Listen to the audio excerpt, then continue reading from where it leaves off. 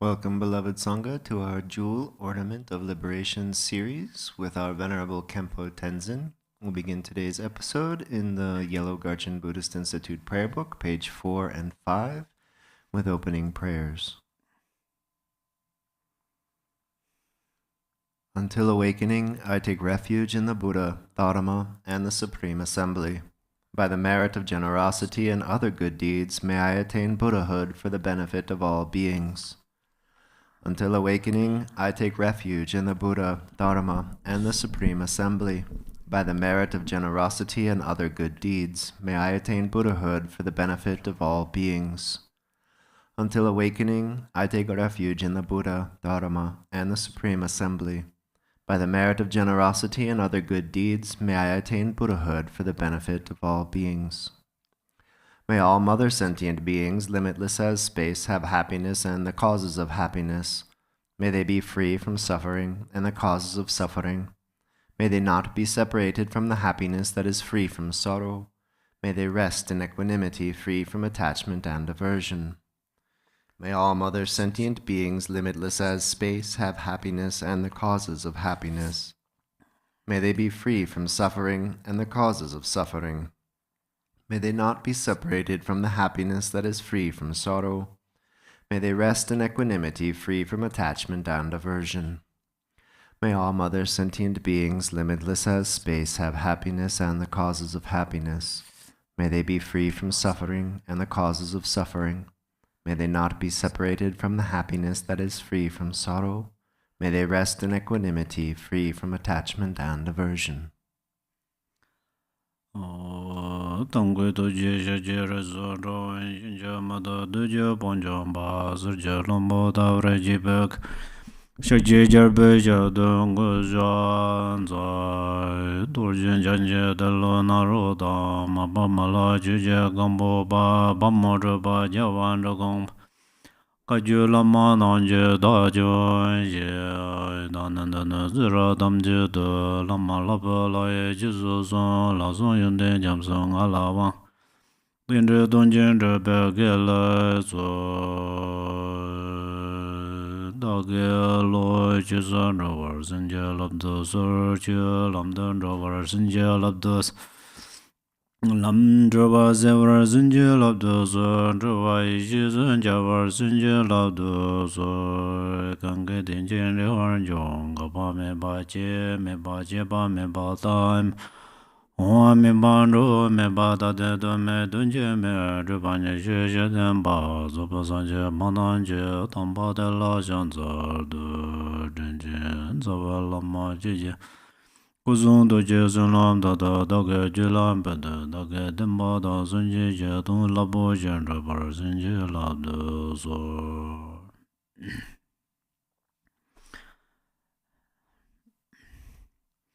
Many tashdele, dear Dharma brothers and sisters. As Malare Ba says, there is inconceivable merit in undertaking hardship for Dharma practice. There are inconceivable benefits in encouraging and supporting Dharma practice. So often we teach and listen. Through this way, we accumulate great merit because you as listeners spend your precious time listening to this Dharma. This listening is not like listening to common speech. You have to focus and reflect. Even physically, you have to stay still on one cushion for 2 hours during each session. This is not easy, but you make a great effort.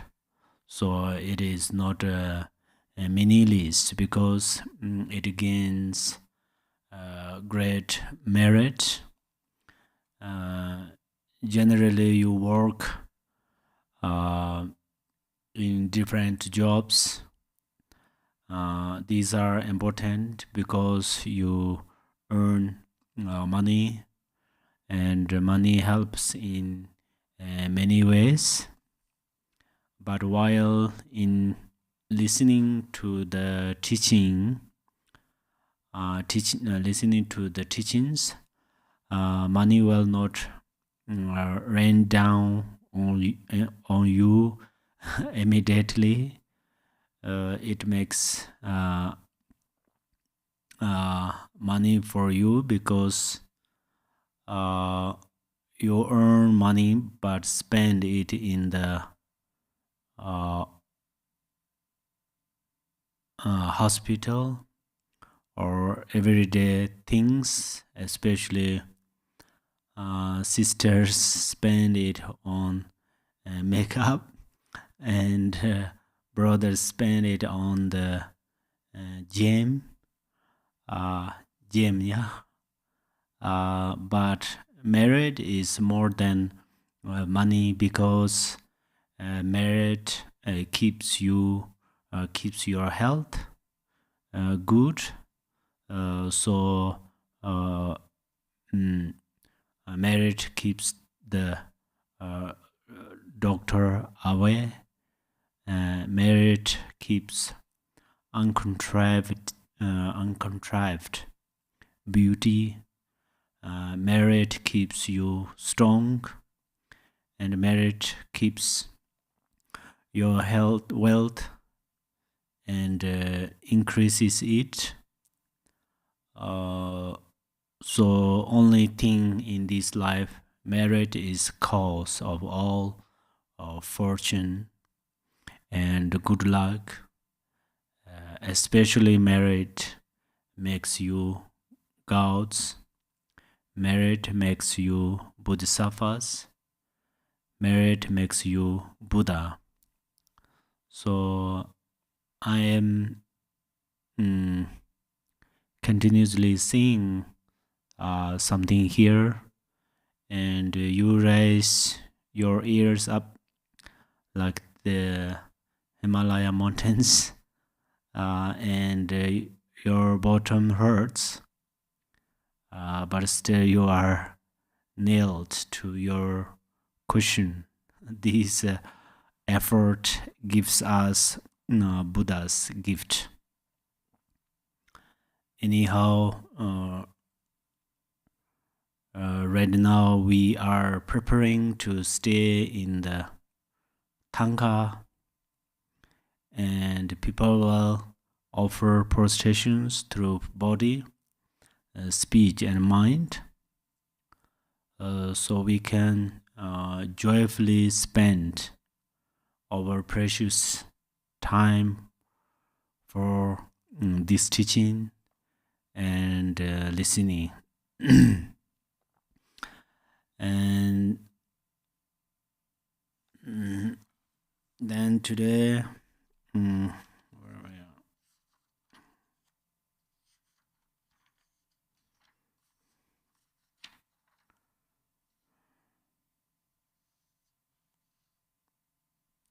Okay, so we are on the topic of precious human existence.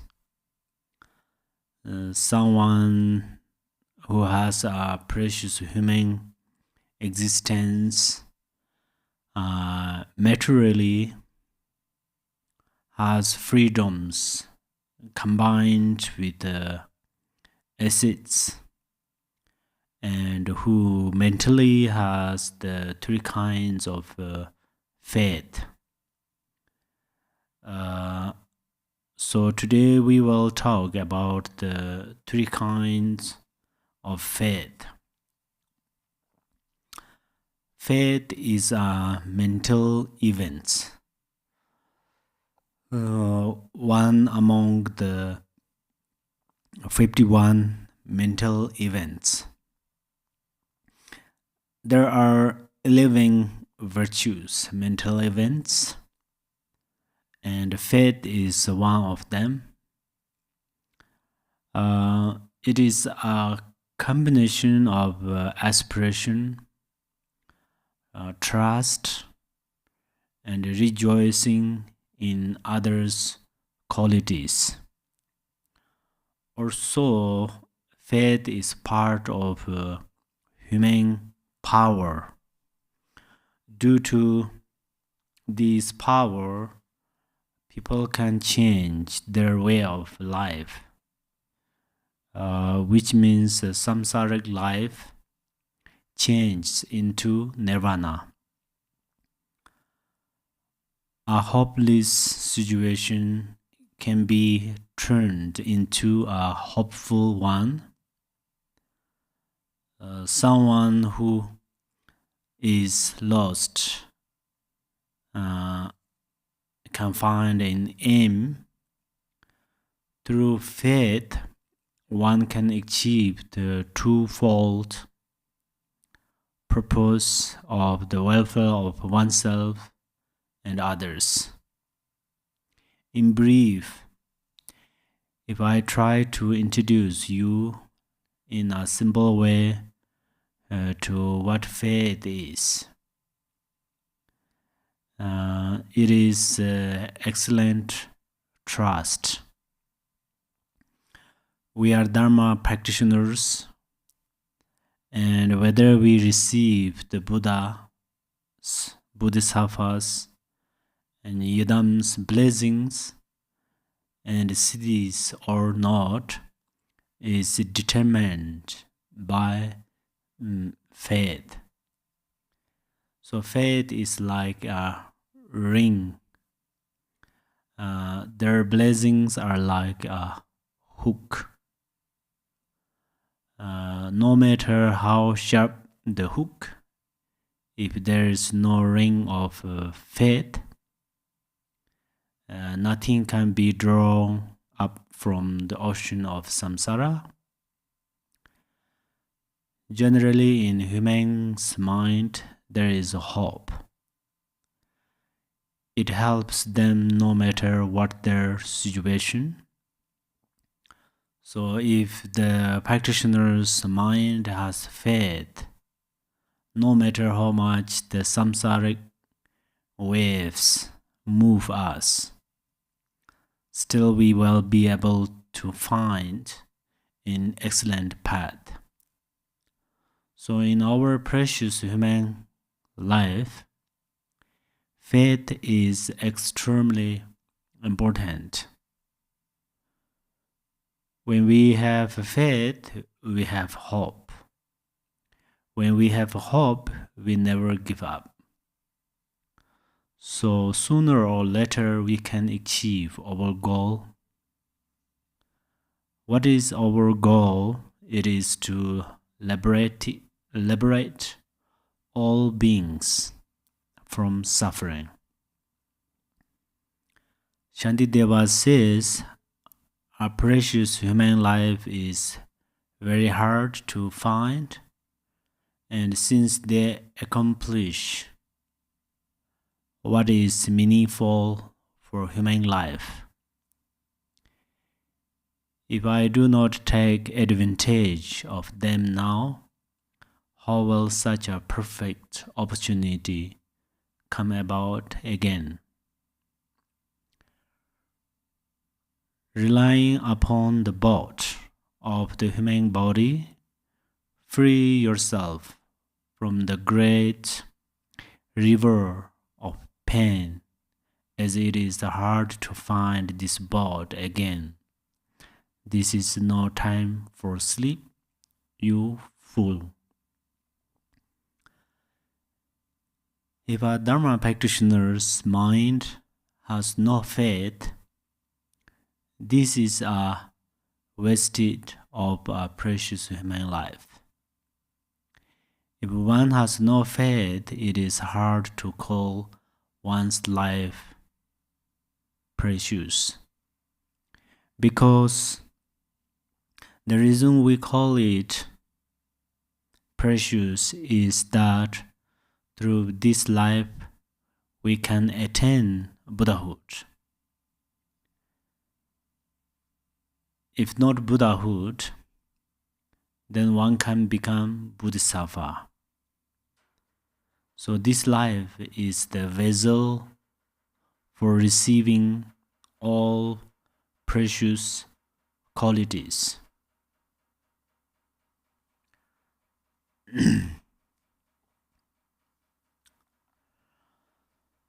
Okay, then we come to page 31, if you have this book.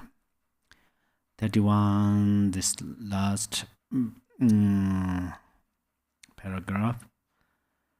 The three types of faith. In order to act in such a way, faith is needed. It is said that without faith, noble qualities will not develop in a person. Thus, the 10 Dharma Sutra says, the noble quality will not arise in someone without faith. Just as a green shoot will not emerge from a scorched seed. The flower ornament sutra also says, those of worldly disposition with little faith will be unable to know the Buddha's enlightenment. Therefore, you should cultivate faith, as Buddha teaches in the vast Manifestation Sutra. Ananda, cultivate faith. This is what the Tathagata asks of you. What exactly does faith mean? When analyzed, it has three aspects. Faith is a conviction, faith is aspiration, and faith is clear joy.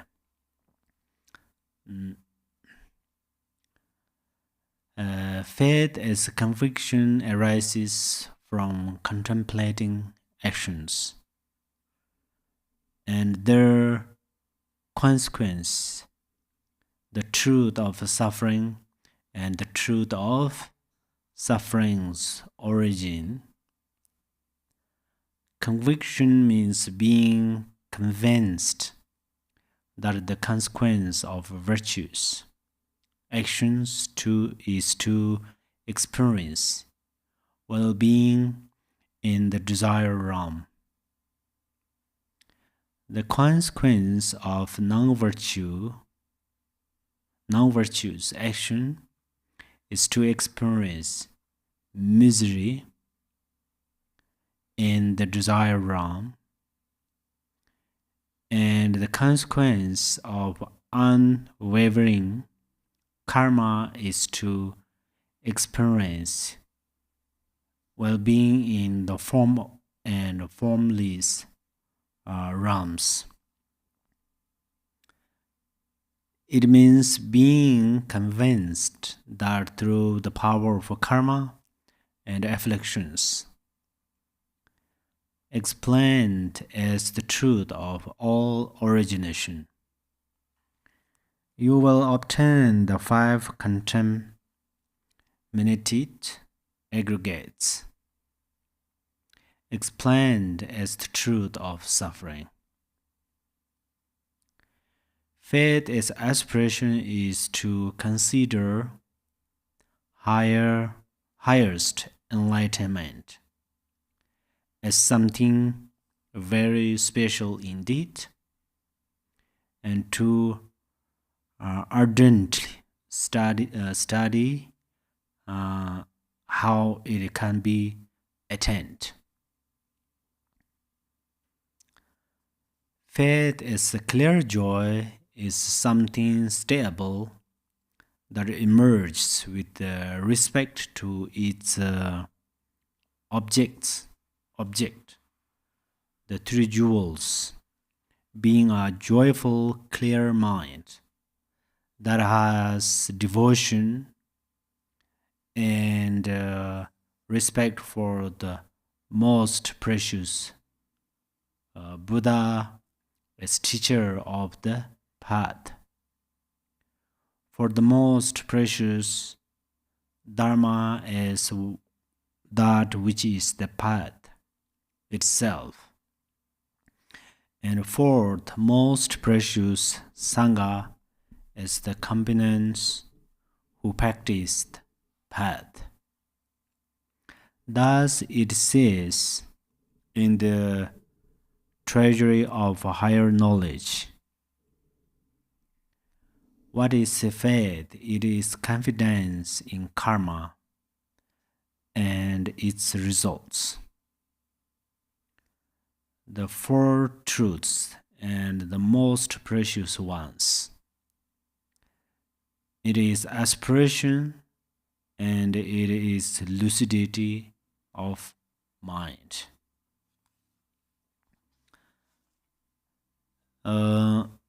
Faith as conviction is first faith in the cause of samsara, which is the truth of origin. How to have faith is knowing that from this truth of origin repents the truth of suffering, and that this cause and effect will never betray. For example, if one accumulates the karma of killing, then the result is rebirth in the hell realm. Or if one is reborn in the human, I don't mean the cause of killing, okay? Other good karmas, one reborn in the human or other realms, then one will have a short life or be in many wars and have many obstacles as well as other harm to one's life. So one must know and understand and trust this kind of karma, cause and effect. One will not engage in killing, or even if one already has engaged in it, one will purify. In brief, the 10 non-virtues are the origin of suffering, such as poverty is the result of stealing. Not finding good friends or partners is the result of sexual misconduct. Not being trusted even when one tells the truth is the result of lying. Not being able to trust in enlightenment is the result of wrong view. Trust in this is faith as conviction. Also, faith as conviction is faith in the cause of nirvana, which is the truth of path. For instance, protecting others' lives and and releasing others from death. The result is a long life in this life, and finding many solutions to save one's life. Finding wealth through less effort in this life, this is a result of generosity. Finding good and helpful friends and partners who trust you are the result of disciplined conduct. Having a wonderful spiritual master who profound instructions can change one's way of life is the result of right view. In brief, trusting that the origin of the truth of the path results in of the truth of cessation. This is faith as conviction, especially one's faith in Buddha nature is the faith as conviction. Then faith as aspiration, one has the enthusiasm to study and listen to the Dharma, reflect and meditate. One likes to avoid the 10 non-virtues and practice the 10 virtues.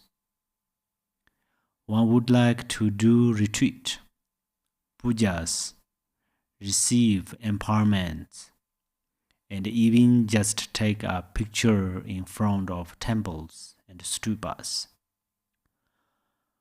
One likes to recite or sing mantras, circumambulate stupas, and do prostrations. One likes to participate in Dharma practice and reading and writing Dharma books. One's mind is happy when one hears and sees Dharma instruments and amulets and Dharma dance. If one has these kinds of aspirations, then one has faith as aspiration. Especially one should trust the cause of enlightenment, which is bodhicitta. One should trust the result of bodhicitta, which is Buddha nature, and the relative form bodhicitta is our protector. And ultimate form, the Buddha nature is our protector. Three jewels, yidams, bodhisattvas, and Buddhas are the form of bodhicitta. And the luminosity of bodhicitta is the Buddha nature. So whether they will protect us or not is related to our faith. When faith is developed, it becomes a view. When view is developed, it becomes Dharmakaya.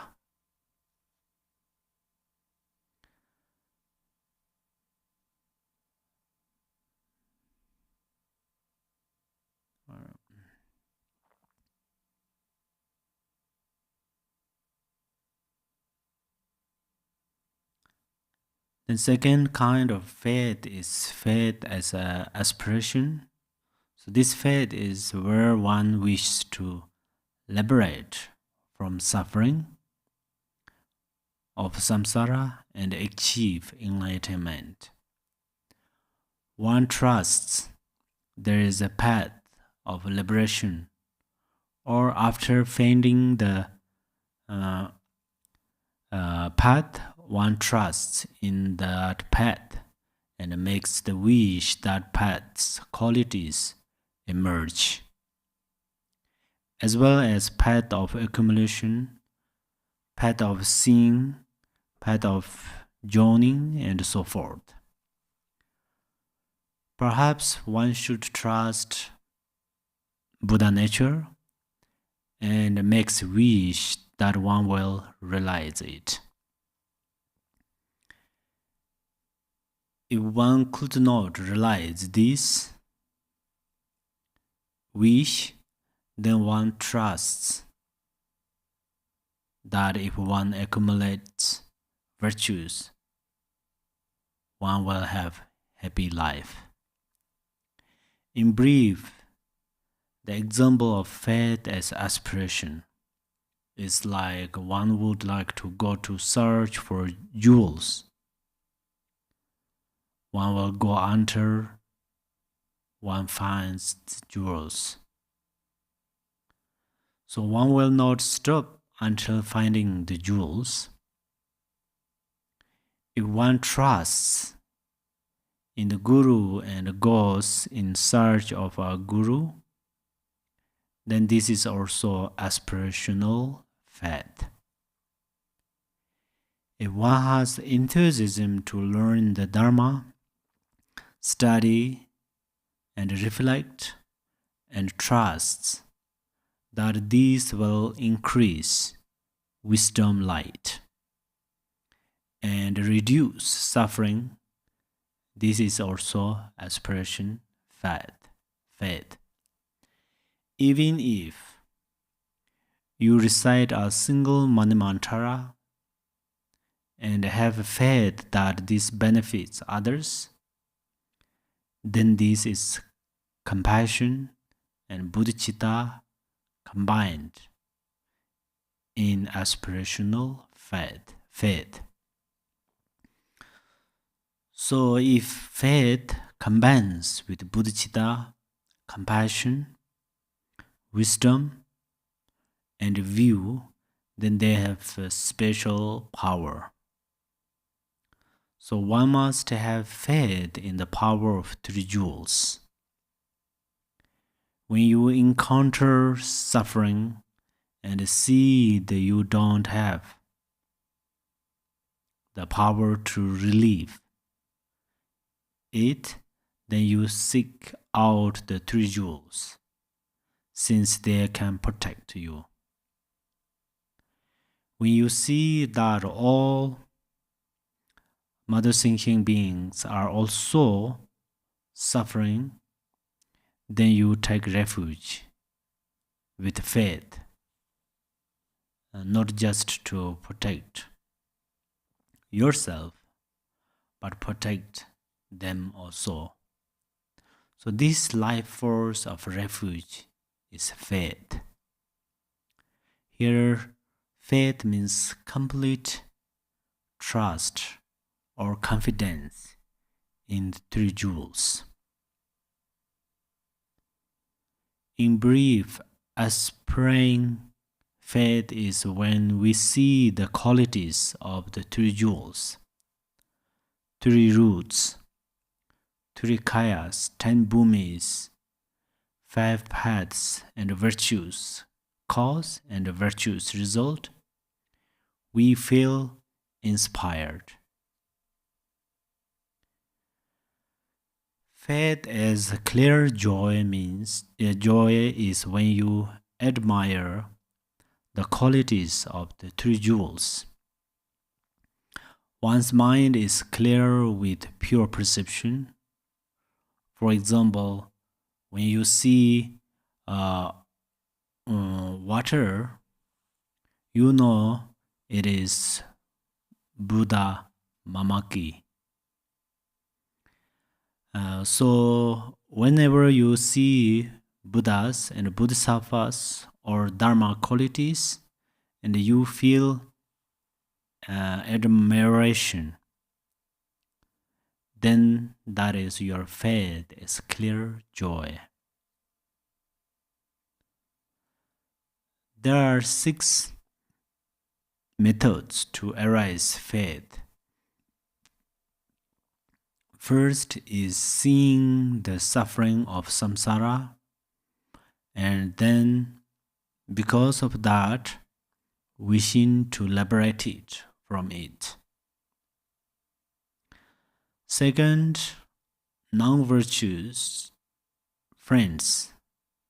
When we see their non-virtues, we deplore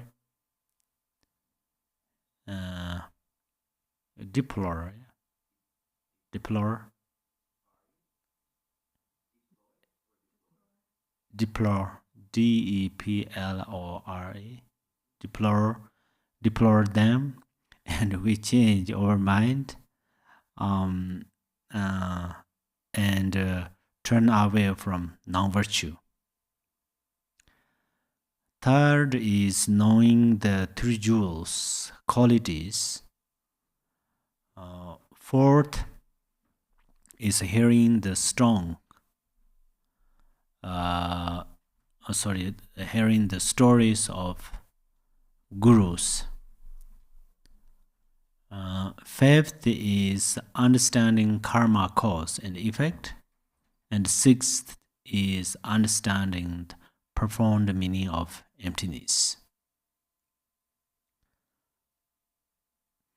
Actually, faith is the foundation of the qualities that come through practice the dharma. The benefits of faith is saying in the Suttara that it is like a mother. It gives birth to the dharma. It protects qualities and increases them. It cuts doubt and helps one cross the ocean of thoughts.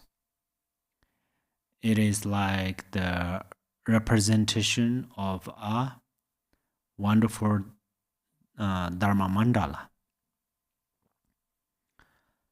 We need to cultivate faith deeply in our heart, not just by muting words. Even if you don't have concerns about your next life, if you face overwhelming difficulties, you may become suicidal, and here faith can help you.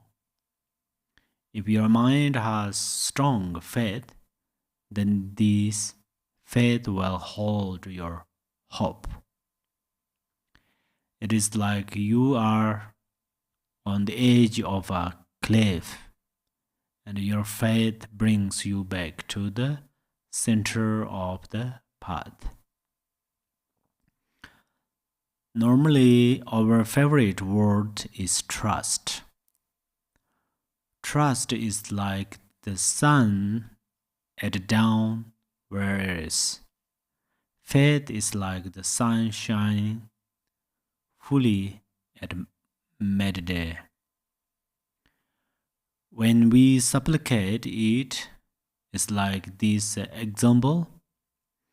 If you are going to pick an apple from an apple tree, you will use your hand, but the main activity comes from your arm.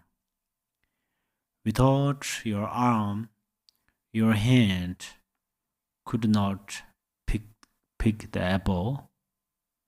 Likewise, if you want to receive the gurus and yidam, deities, blessings, and siddhis, supplication is important, but the main thing you need is to have faith.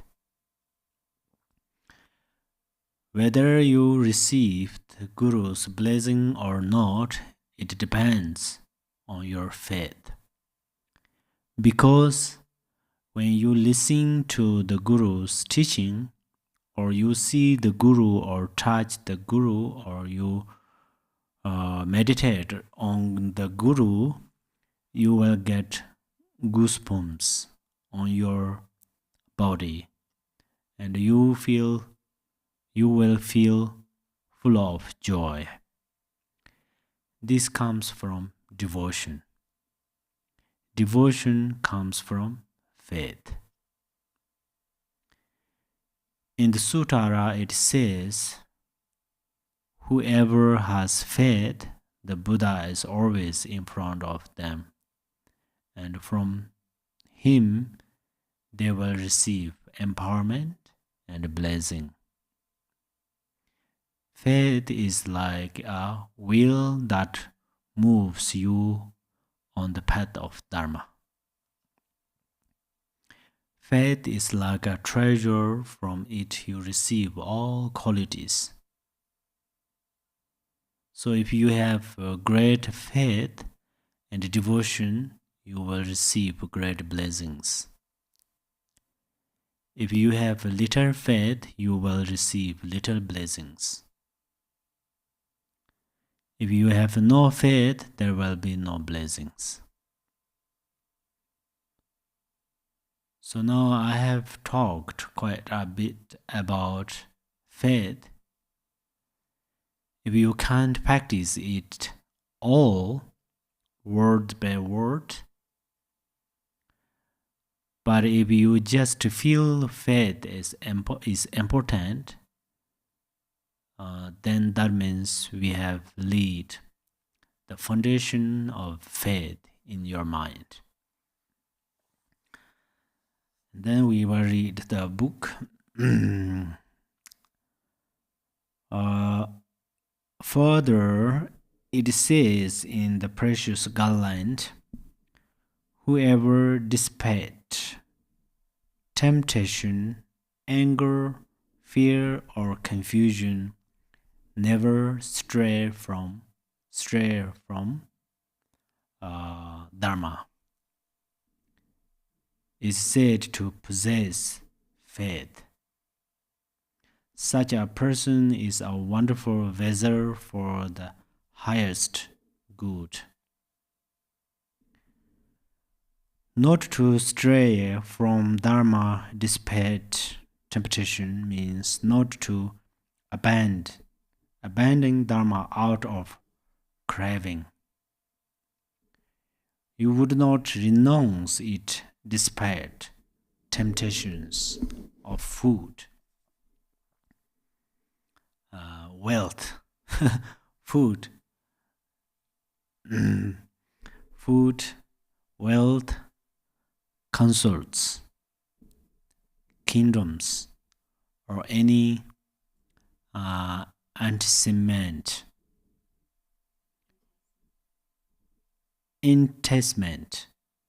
intended to persuade you to give up the dharma. Fortunately, nowadays, the temptation of food and wealth occurs less. But it could be possible that wealth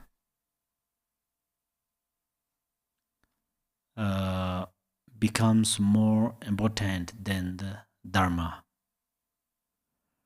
because this sign emerges somewhere. What this sign is, for example, some dharma master have good wealth, then people pay more respect to them. And some are really authentic practitioners, but people pay less attention.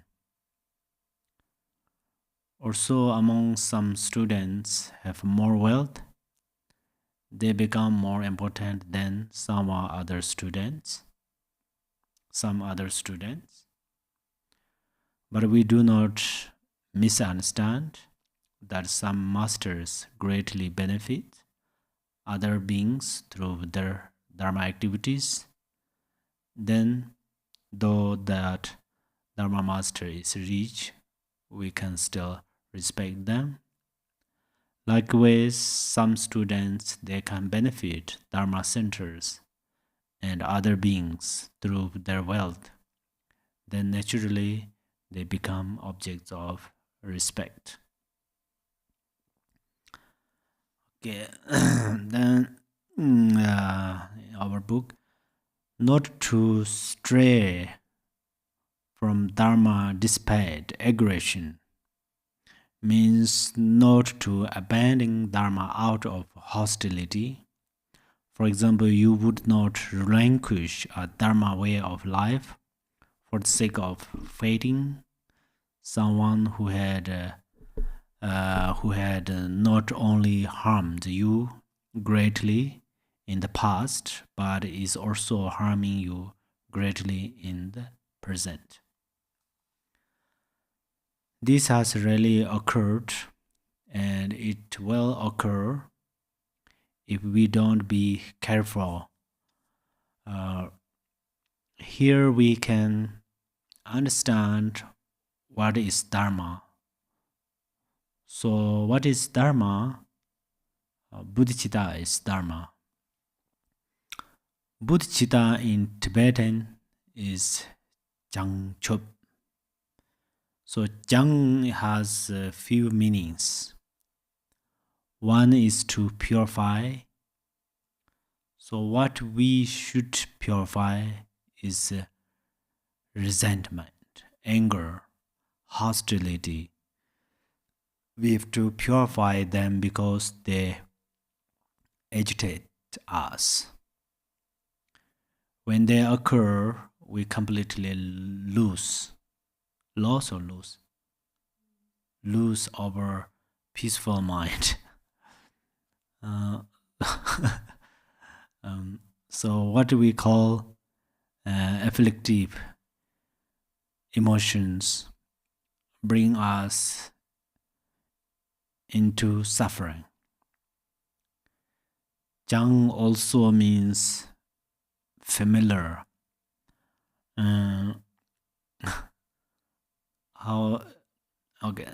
What do we become familiar with? Patience. Do you agree? Sometimes my pronounce make change in the English language. Perhaps English language will I change my tongue, my pronunciation is changing, and then I speak English, but your listeners quite hard to understand. So you should be patient. Yeah. Whether he says something blah blah, hopefully he's tries to say something in Dharma. So this is your faith. You can learn lots of things from me.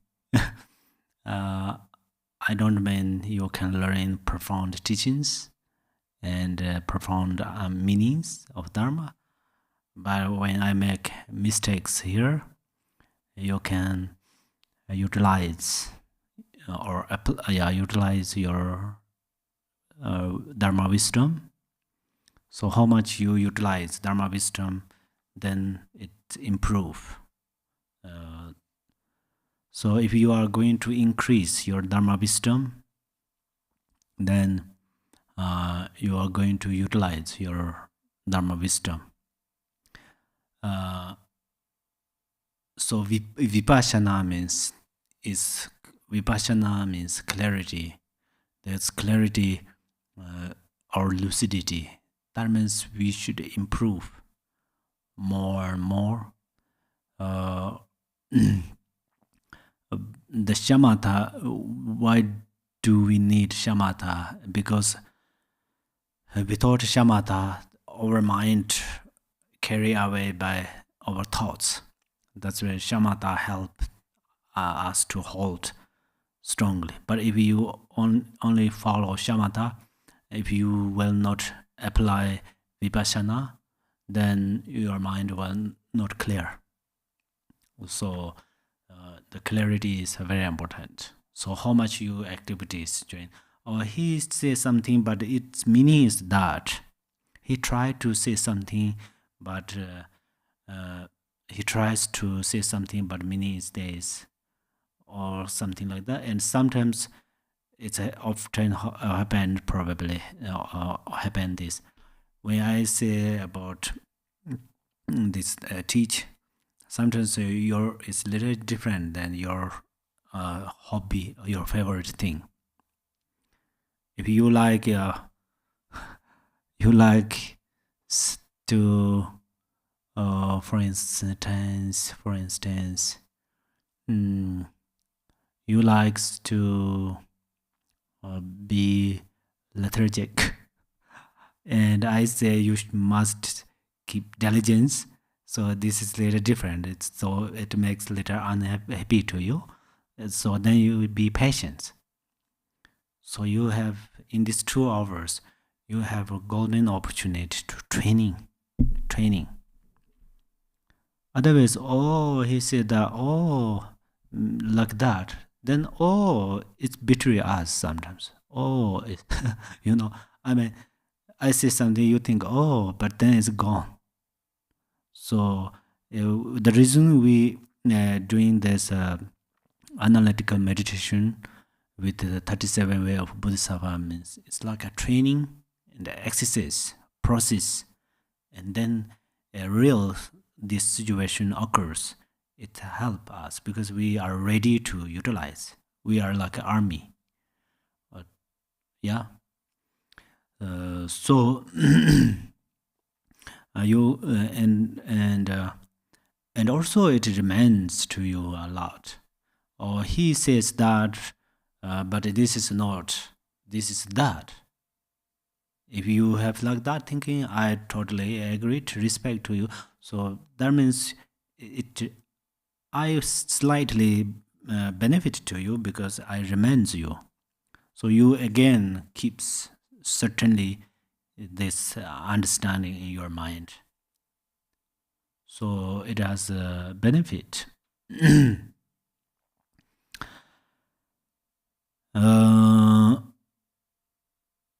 So what do we become familiar with? Patience, open-mindedness. So if we purify the above emotions, then effortlessly we can remain peacefully. Another meaning of jang is to polish. Polish. So I mean jang means this means smooth away self-grasping from the mind. Then the mind will become very smooth. Lord Jigten Sungkun's Vajra statement, it says, it also occurs that one first abandons the wheels of the objects of knowledge. So if one can reduce self-grasping, then other afflictive emotions become powerless. If one can purify self-grasping, then other afflictive emotions disappear. Grasping is the root of many worse things, and it causes many worse things as well as anger and so on. In brief, a single moment of anger breaks samaya with the Vajra brothers and sisters. So that's why here it says, not stay away from dharma despite aggression. Okay, and then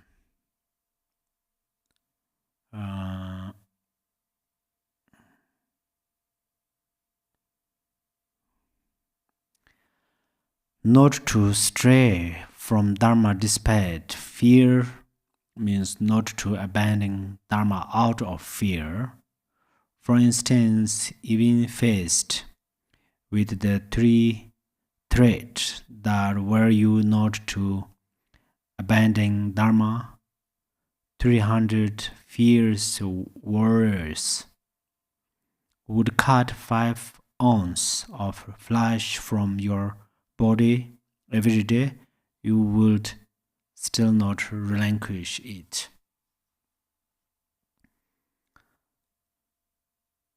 Whether 300 fierce warriors would cut or not, there still are those who destroy the dharma and the dharma practitioners. But great practitioners never lose their strength of dharma, which means they have great faith in dharma. So there are different way of teachings. Sometimes there are many paid instructions.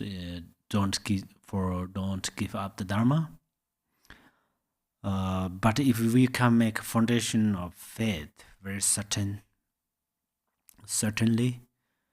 then you will not engage about giving up the dharma, because your faith holds dharma. Dharma, it does not remains on the outside of our mind. Actually, yes, temples, centers, stupas, they all parts of dharma or representatives of dharma, but the real dharma remains in the mind, so no one can remove it, but you can remove it by yourself. If you have a strong doubt in the view in 3 jewels, then this doubt occurs from ignorance.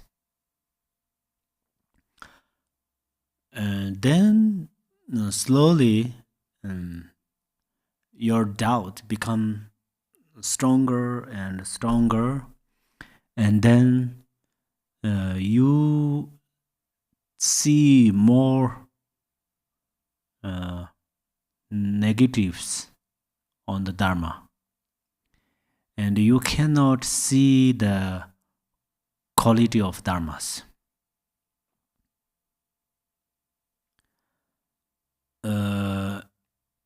Whether you are long-term dharma practitioner or new dharma practitioner, it doesn't matter. If you don't have faith certainly in your mind.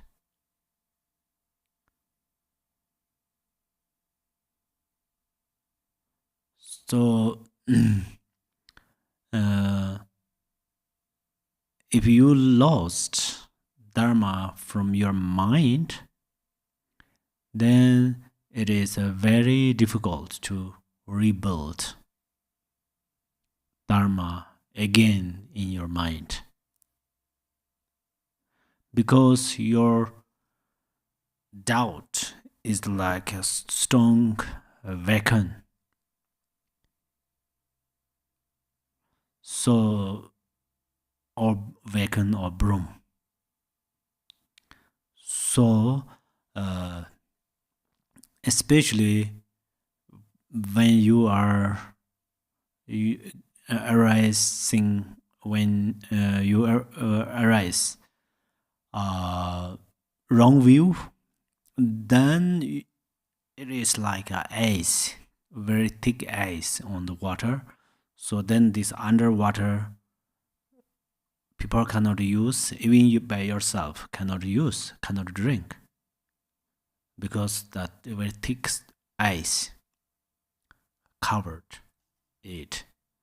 Similarly, you have wrong view, then other dharma cannot.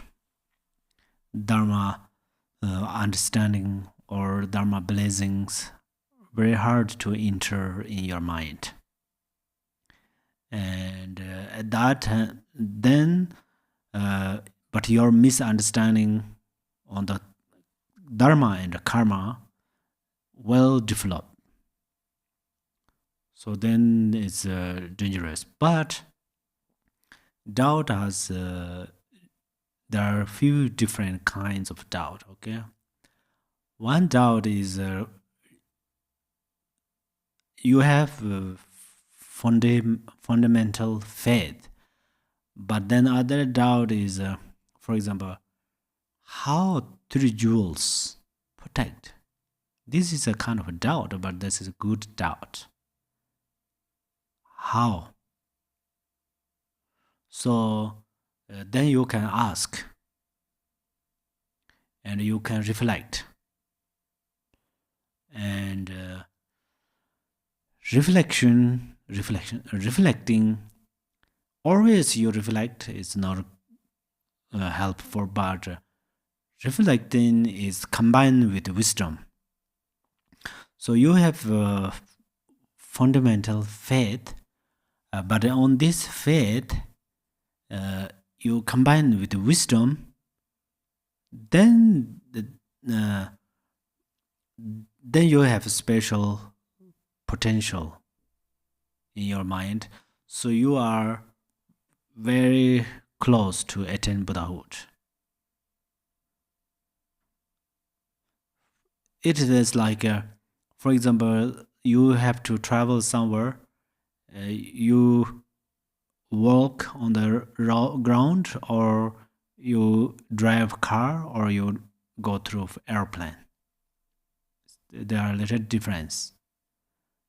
You have to go same place from same place, one place, yeah. But you go to travel to by different vehicles. Similarly, you only go with faith. Some faith are blind faith. So that blind faith is like, for example, you one thing, okay, only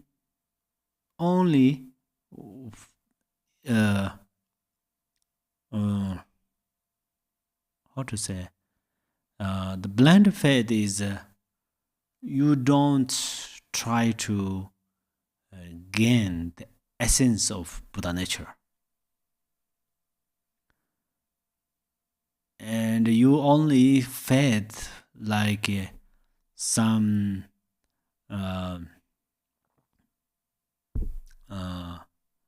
very kind of how to say, the blind faith is actually as in the 37 way of Bodhisattva says, there are mundane dharma protectors and the yidam deities.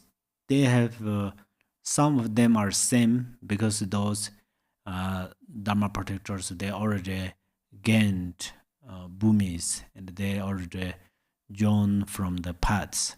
So they are including yidams, but some are not really yidams, but you think they are real yidam, and then you just faith it, and you do not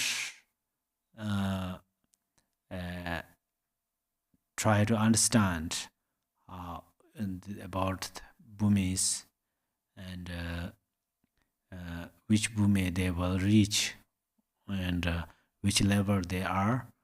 If you do not try, so kind of this is a blind faith. So if you have a strong faith, for example, you just put a book on your head with your faith.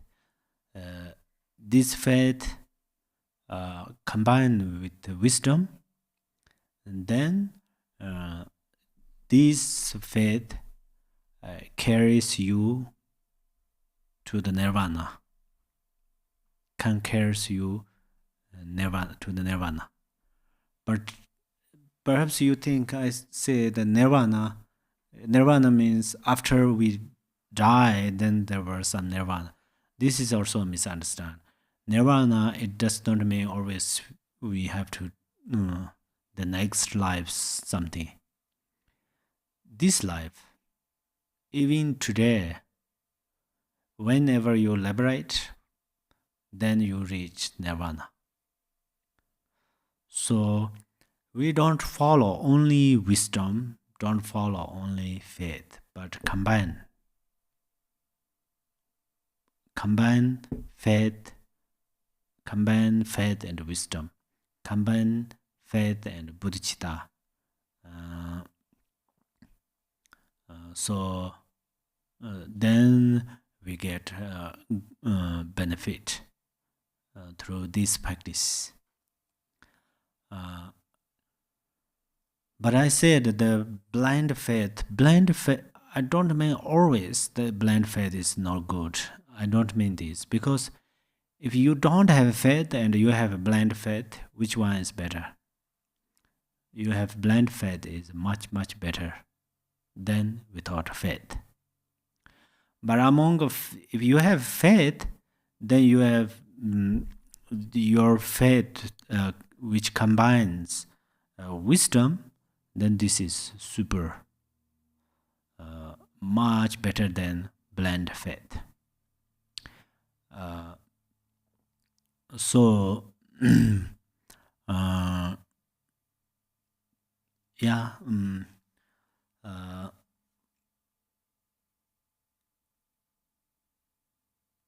okay, no, yes, okay. Not to stray from dharma, despite confusion means not to abandon dharma out of ignorance. For instance, even though people might argue convincingly the cause and the effect, the three jewels and so forth are false, and they thereby threw your dharma into question, still you would not relinquish it. Mainly, as it says, that people may argue convincingly that cause and effect. The three jewels and so forth are false. That means one does not trust one's action because one acts in a certain way, but one cannot see that action.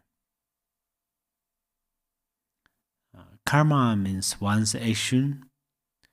Then those who don't trust in the three jewels don't trust themselves because one's mind is Buddha, one's speech or mantra recitation is dharma, and one's body in practicing virtue is the sangha. One many not particularly distrust them, but one may not particularly distrust them, but one may not know them. And ignorance means not known. Dharma wisdom means everything is clear. Dharma includes the ultimate and relative truth. So if we fixate too much on relative truth, then we abandon ultimate dharma through ignorance. And also if we only focus on ultimate truth, which means non-existence and lack of the interdependence of cause and effect, through this we ignore the terms of the relative truth. And this also includes abandoning dharma. So we should practice the method of relative truth of dharma, and we should reach the wisdom of the ultimate truth of dharma. So this is how we utilize wisdom and method together. In this way, we will be able to find the union, the two truths. And also, we call it illusory phenomena because appearances appear to us from relative truth, like the moon's reflection in water. The moon does not exist in the water. Likewise, whatever appears in the mind does not exist in the mind truly. Whenever we realize this, for example, all phenomena are not like rabbit's horn. They could appear, and what appears is not like a stone in front of our ordinary eyes, solid and true. In addition, whenever you can realize non-existing and appearances are a union, then at that time you can remove the cover of the two truths. There are 9 responsibilities of practitioners. For one's own benefit, listening, reflecting, and meditating. For others' benefit, teaching, discussion, and writing Dharma scriptures. And for the benefit of both, establishing Dharma study centers, retreat centers, and practice centers. So, whoever has purified more ignorance, then those practitioners view all these 9 things as equally important. Those who have thicker ignorance, they discriminate between them. One may look like a good practitioner, but in one's mind, one may have thick ignorance because ignorance covers their wisdom light. In brief, Dharma practitioners should not separate faith and wisdom in our mind. Precious human life is a gathering of qualities that come together. So faith, wisdom, bodhicitta, compassion, patience, diligence, dedication, all these gathered together means precious human life. Other beings have these qualities in a part. Okay.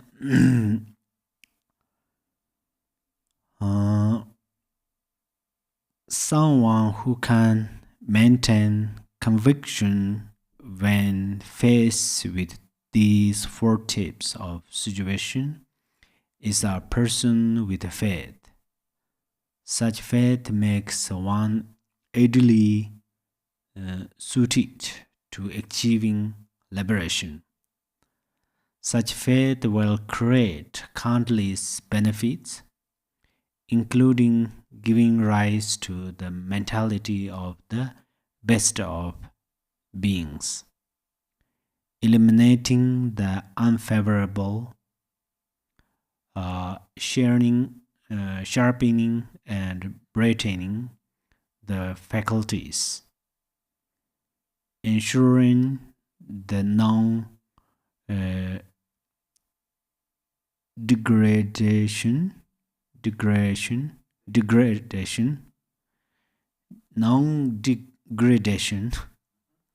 of moral discipline, removing afflictions, taking one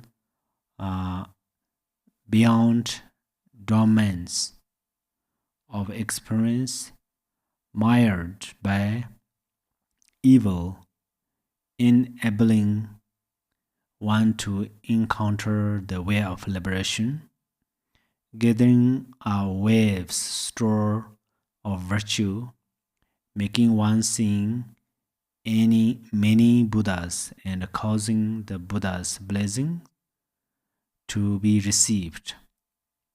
As it says in the Trijur Limb Dharani Sutara, the mental attitude of a great being induces faith in peerless enlightenment, faith in the enlightened beings and their teachings, and trust in the activity of the Bodhisattvas. These and more is said. Further, it is taught that all the Buddhas, the blessed ones, will appear before a person of faith. The Bodhisattva collection says, thus the Buddha, the blessed ones, having recognized them as being worthy vessels of the Buddha Dharma, will appear before them and will most properly teach them the way of the Bodhisattva. Thus, our most precious human existence, having two sets of qualities, the freedoms and assets, as well as three mental qualities, the aspects of faith, is the proper base for achieving peerless enlightenment. This concludes the second chapter concerning the base of this ornament of precious liberation, a wish-fulfilling gem of sublime dharma. Okay, so we accomplished second chapter. I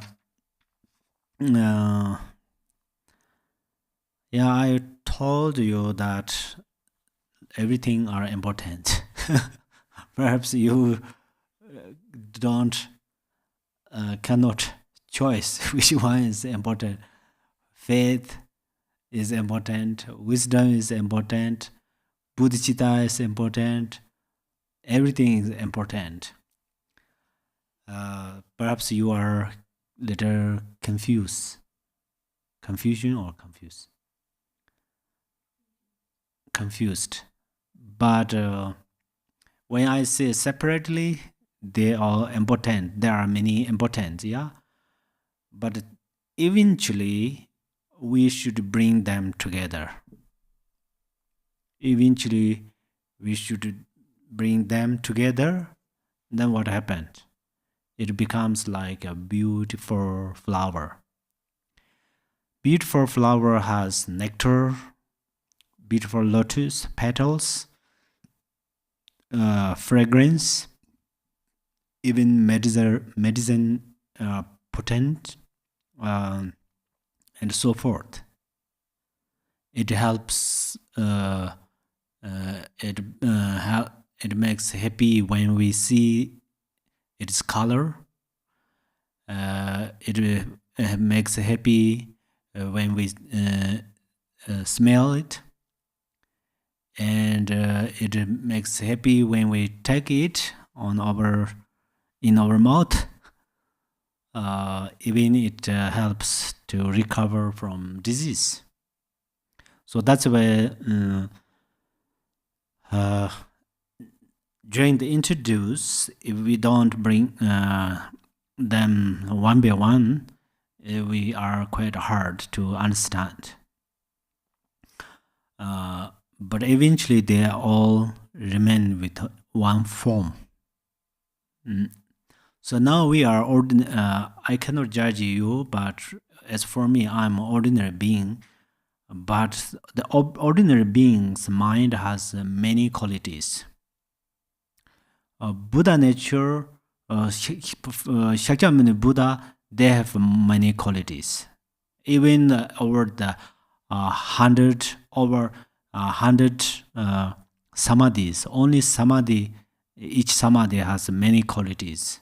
The Buddha has these samadhis, but for us, we have qualities of faith, loving kindness, compassion, wisdom, and so on.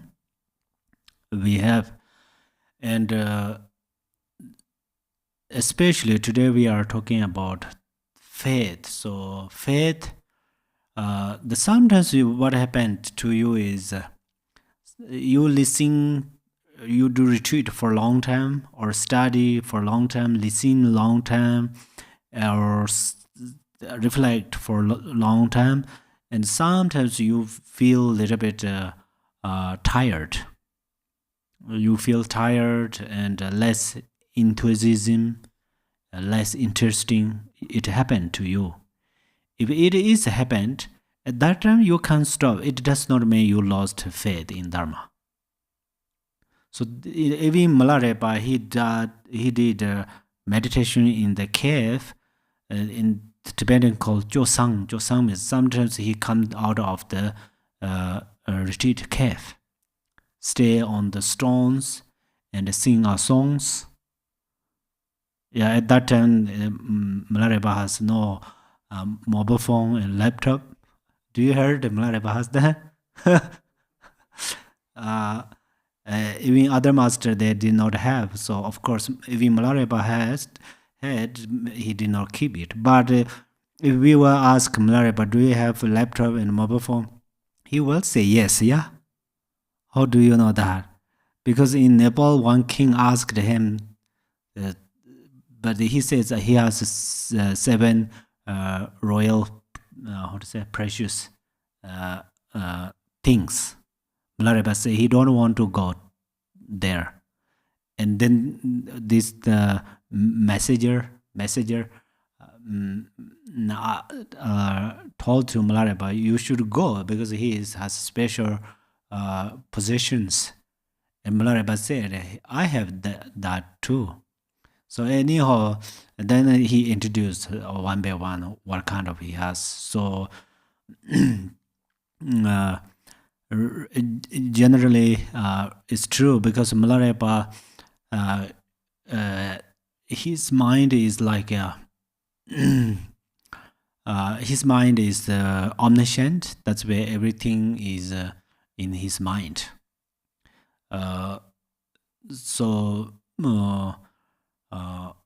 Anyhow, Milarepa, Gampopa, Pamotopa, they all these masters, when they do retreat for a long time, meditate for a long time, and sometimes they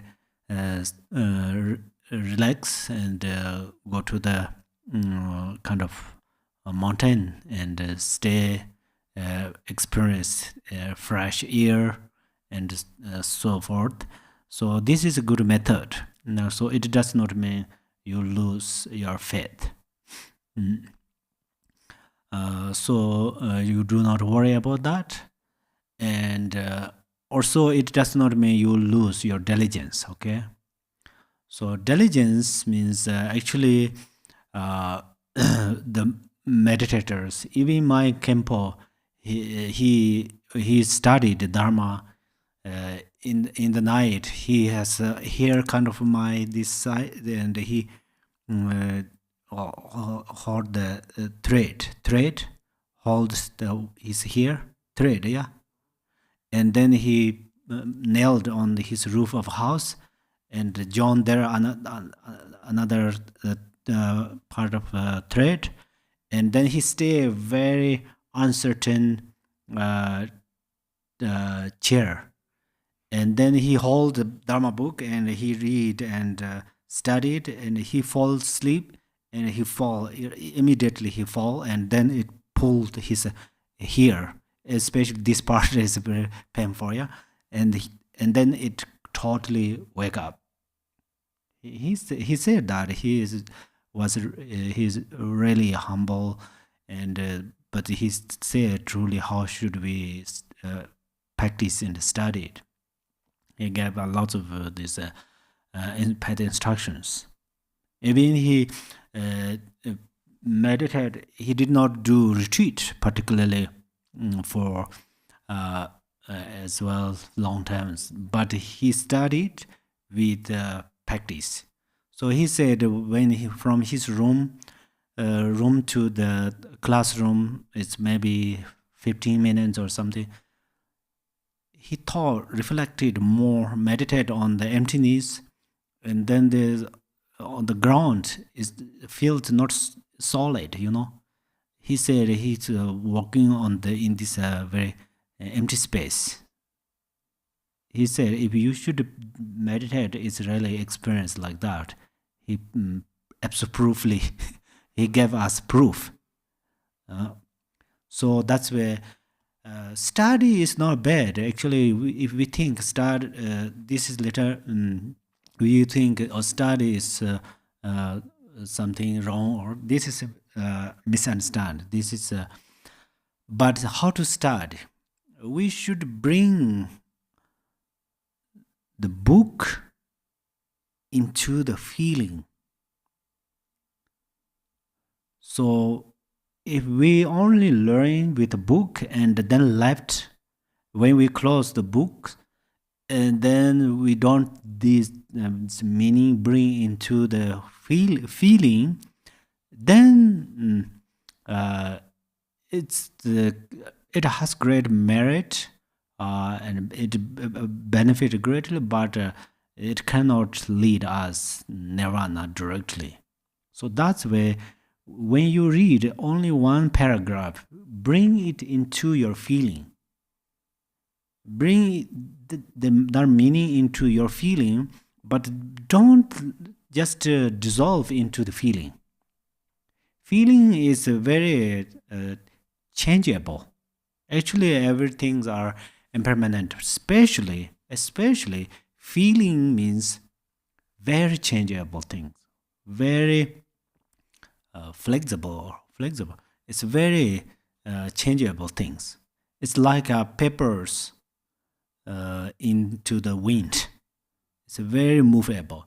So that's where you don't dissolve into just a feeling, but from first you should feel it. After you feel it, then bring it in inner mind. Bring it into the inner mind. Then the sign, if you can bring that meaning of one chapter, for example, dharma, you recite only one, read one chapter.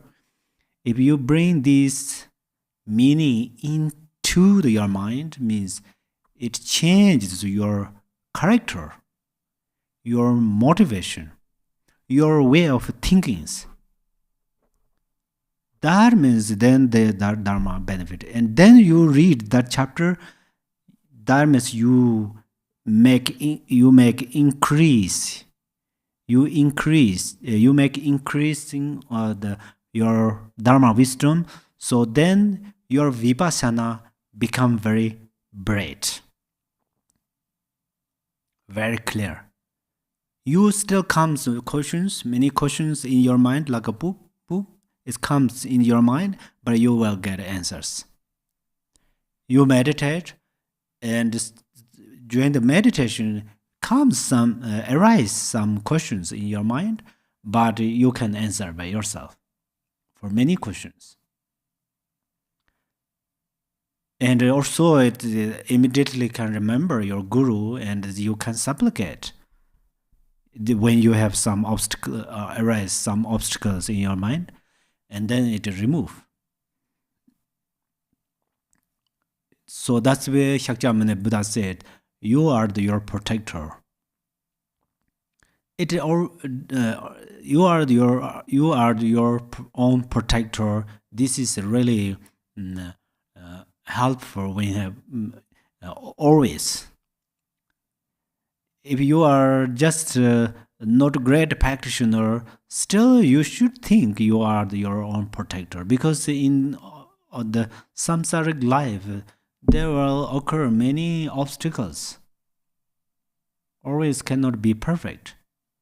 So when some challenges, obstacles occurs, at that time you can fix them by yourself.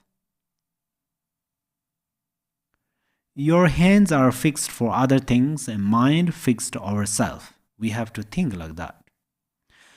The reason to fix, if we can fix our own mind, then even our body is in the samsara, and our life career is samsaric life career, but still we are not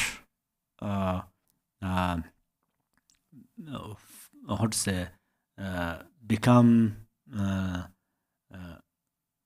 very serious situation. So using the dharma vocabularies, so each and every single dharma vocabularies are extremely helpful and important. Why do they important? Because they are helpful. So in the greater Mahasiddhas, there's wonderful practitioners. They keep each and every single word importantly. They keep importantly.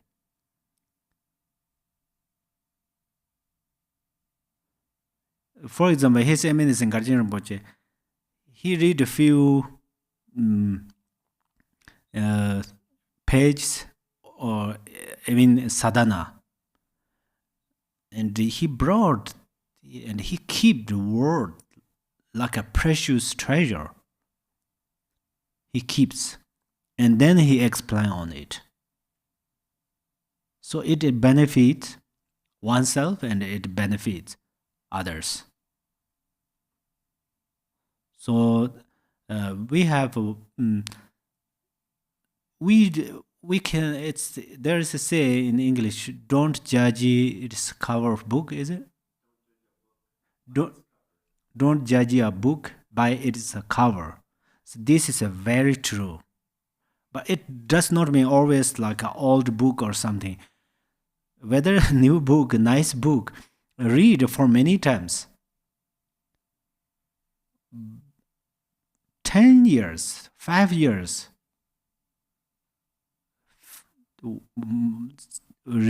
often read.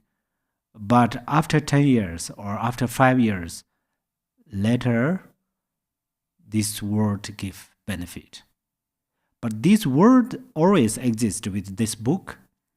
But why it takes time? Because ourselves, we did not reflect, we did not think ourselves. We did not focus clearly the meaning of these words.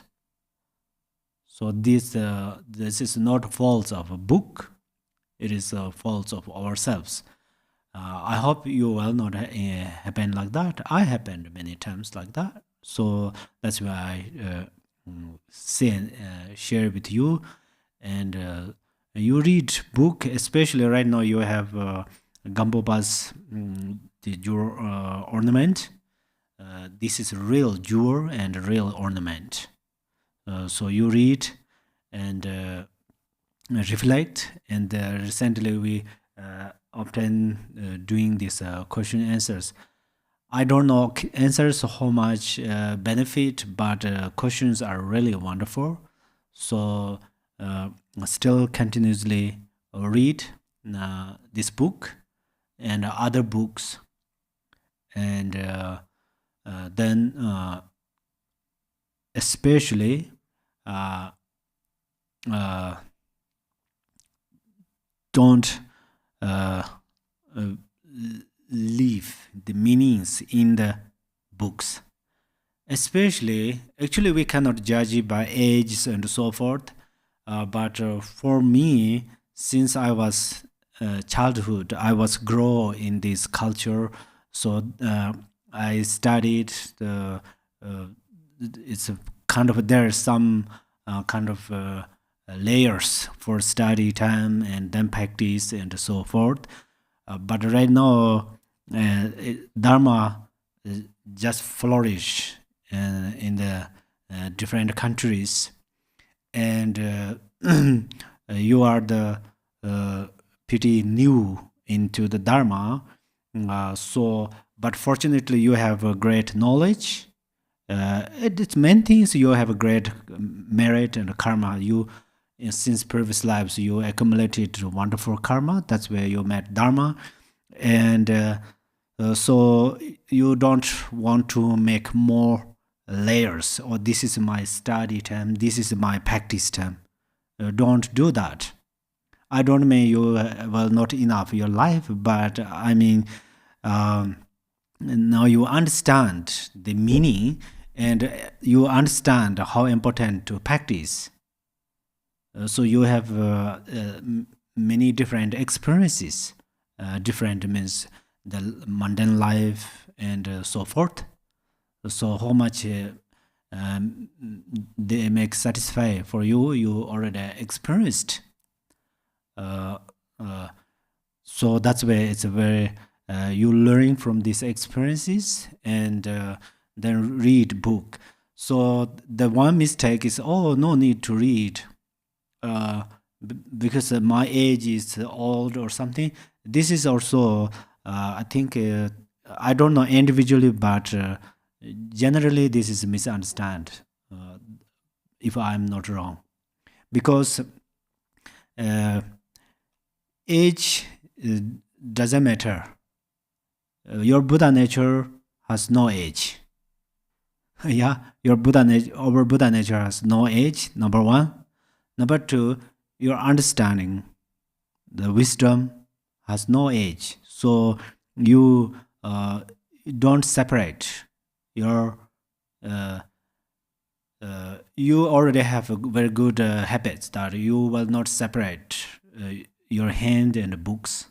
You will not separate your hand and books, and then Dharma books. Particularly, you don't separate your mind and the Dharma books. Read more books, and as recently someone asked, this is really great question. So, how to practice? You read a chapter, one chapter, and then reflect on it. Reflect. After reflect, and then bring it into your feeling and bring it into your mind.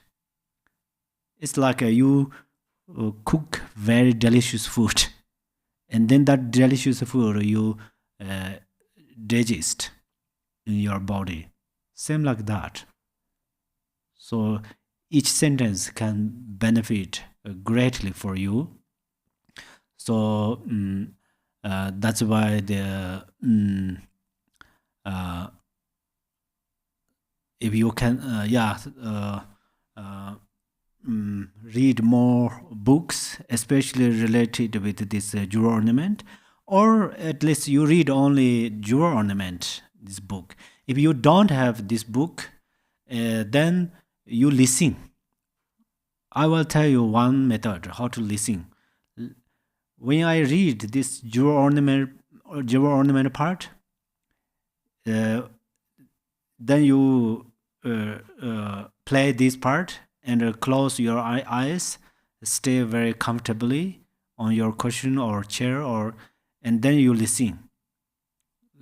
Just listen, and then this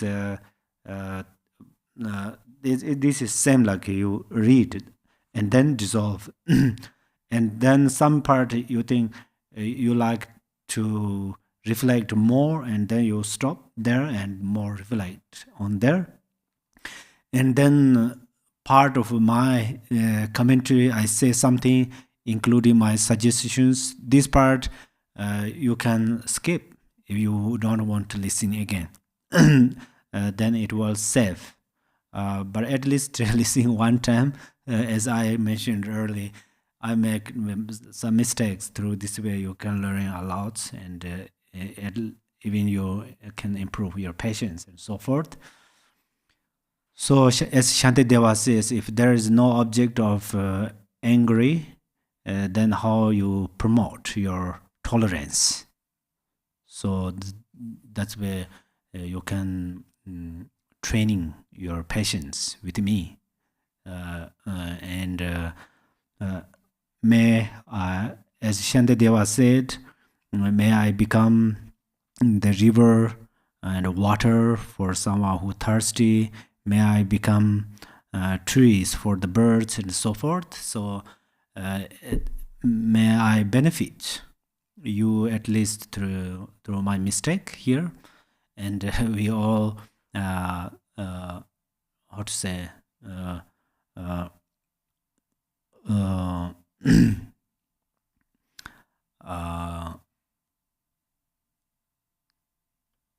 whether I make a mistake or not, but you can improve your dharma realization, and then you try to improve your bodhicitta.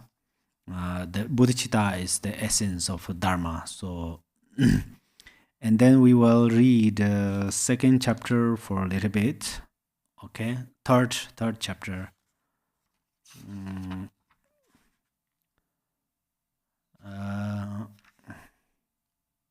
Third chapter is page, I think page 37.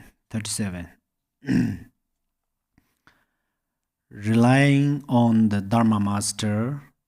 Now to explain the land, the special condition is the Dharma Master. Even with the very best base, it will be very difficult to progress along the path to enlightenment without the encouragement of a good Dharma Master who represents the condition for enlightenment. The difficulty is due to the strength of ingrained habits, unwholesome tendencies fashioned by former harmful actions. Therefore, one needs to rely on Dharma Masters.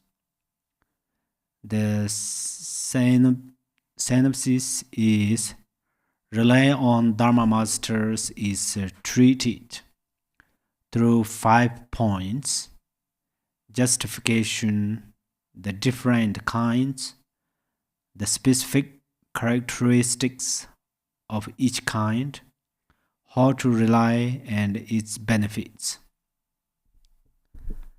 The necessity of relying on the Dharma Masters is justified in 3 ways: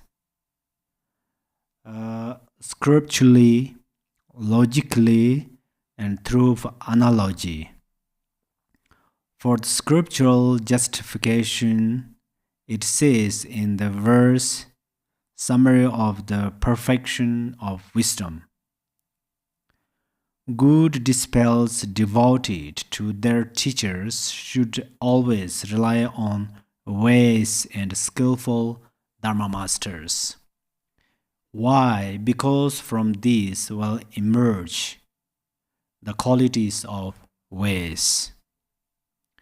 In the perfection of wisdom in 8,000 lines, it says, thus realized bodhisattvas who wish to genuinely and totally awaken to peerless, utterly pure and perfect enlightenment should from the very outside seek out, rely on, and serve Dharma Masters.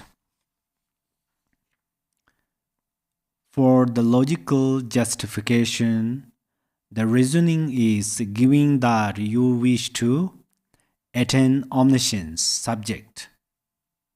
You need to rely on Dharma Masters. Predicate. because by yourself you do not know how to acquire spiritual wealth or how to dispel your obscurations, reason. The Buddhas of the three times are, in example, substantiating this assertion. The practical Buddhas are an example of the contrary. The above is explained as follows. For us to achieve perfect Buddhahood, all forms of spiritual wealth will need to be accurate,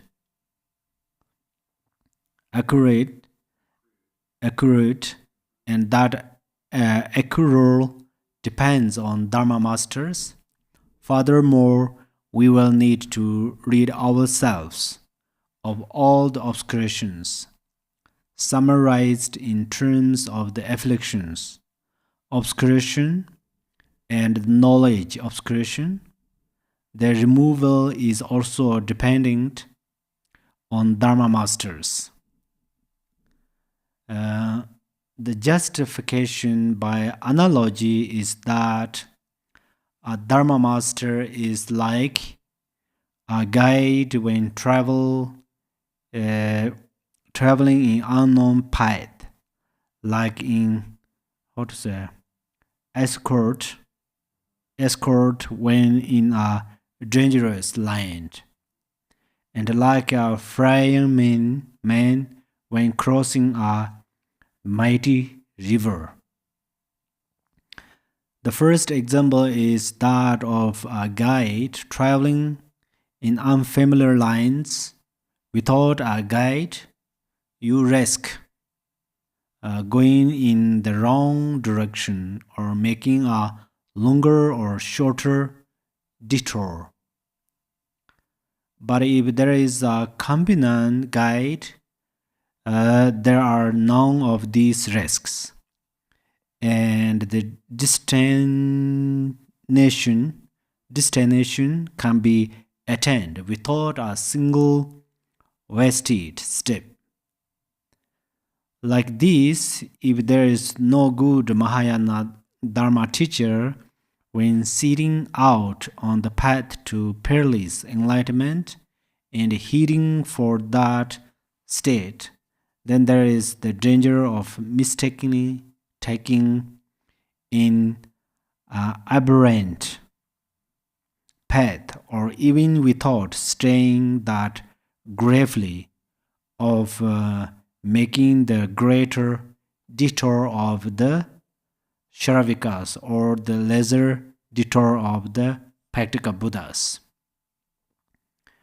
When accompanied by good Dharma teachers who are like guide, there is no longer this danger of taking a completely wrong path, or of a large or small detour, and the citadel of omniscience will be reached. Thus, it says in the instruction for liberation of Sri Sambhava, leading you along the path that reaches the further shore, a good master is like a guide. Okay, so probably today we will stop here, and you more reflect. Maybe you have more questions. So then we will continuously discuss on there. And okay, thank you very much, and let us dedicate our marriage for all mother sentient beings, and bring all the merits of 3 times and 10 directions Buddhas, and the great Maha Bodhisattvas, and 16 Arahatis, and then all the Sangha, and all this merit collected together and dedicated through our pure compassion and bodhicitta. Chancho Zenjo Renpo Je Ma Je Ba Nam Je Jor Je Je Ba Nyam Ba Me Ba Yang Go Ne Gong De Be War Sho.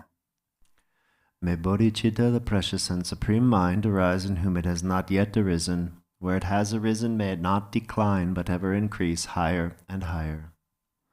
Thank you so much. Have a wonderful time, and may you protect by your bodhicitta and compassion.